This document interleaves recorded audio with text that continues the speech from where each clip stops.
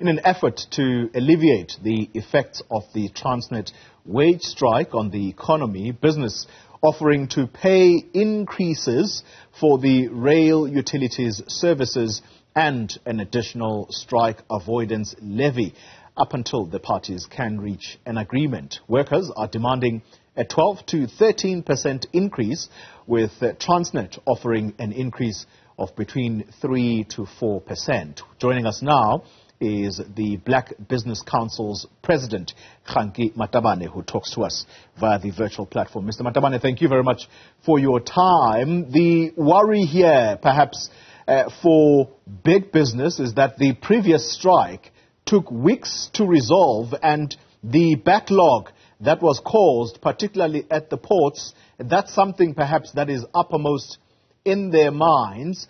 What's your contribution to these concerns? Good morning, Goli and the viewers. I'm the CEO, not the president. Otherwise, you get me into trouble. Apologies for that. Yeah, we've had several engagements with Transnet, including the Minister of Public Enterprises. For the past 2 days, I think we will have another meeting today, just to get an update, because the strike is basically affecting the entire economy. Small business people, for example, they will be doing business through other countries. They will be ordering stock from other countries, so they're all affected. The big business did propose that proposal. I'm not sure how it will work, because I think the big challenge is to set a precedent. If you do it at Transnet, ESCOM will also go on strike and say, do the same with me. So I think that's where the challenge is. For us, I think we were pushing for Transnet to solve its own problems itself, because that is the only sustainable way of dealing with this type of strikes, so that each and every company must solve its problems as soon as possible. Yeah. The Transnet indicated that they do have financial challenges, like most of the SOCs, and we hope they'll find each other, one or the other. The way we encourage them to go via the CCMA to try and then resolve the matter, and I think they are doing that. I think on the offer, the challenge is just the precedent. If you set the precedent, then all the state-owned enterprises who have impact in the economy, they may just decide to, when they go to strike, and say, but private sector must pay for us, and then where do you stop? That's the challenge I think that we're facing. Well, some people will say, well and good for BBC to say that Transnet should solve its problem with its employees, but at the same time, it's a value chain, particularly the logistics sector, and that's where you fit in as the organization that advocates for people who run small businesses. Those are the businesses that suffer the most.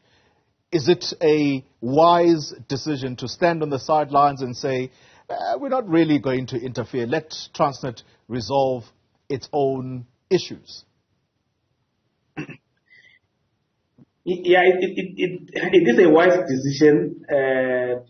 It's not an easy decision, but it's always a difficult balance when you're dealing with such things. Because in our view, once you start a precedent, you may not be able to stop it. So while we recognize that it's important that the strike ends, but I think we just need to find a sustainable way of ending it, rather than a short-term type of a solution that may have a ripple effect in the economy. So we've got confidence in the leadership of Transnet that they'll be able to solve the problem, and we just urging them to move with speed to try and solve the issue quicker, We're cognizant of the fact that the employees also have been affected negatively by COVID, and maybe hence they are looking for a bigger increase. But we hope they'll come to a conclusion very, very soon that will make sure that the solution is sustainable. It's not going to create other problems that may happen in the future. Well, perhaps as a final question to you, I mean, a number of business leaders are on record and they continue to talk to various media platforms to say if this is allowed to continue any longer, it is going to plunge the economy. Are you worried about that as the Black Business Council? Is that something that is perhaps imminent for you? We're extremely worried, and hence we've been having engagements with Transnet on a daily basis to say the country cannot afford any other disruption. It cannot afford a disruption of this nature where basically the entire value chain is affected. Eskom will soon be affected because remember there are trucks that are there's code, for example, that comes through Transnet, and once that is not sorted, the Eskom people who are always looking for excuses may start saying, no, we will have load shedding because of this. So it's important that Transnet move with speed to resolve this issue. We cannot afford any other disruptions. We've had almost a month of disruptions from Eskom. We had COVID. We had the riots of last year. So the economy is not in a good shape, as you may have seen with all the other indicators. The jobs that are not created, all the indicators basically are not moving into the right direction. The economy is not growing. So we cannot afford any other disruption in the economy.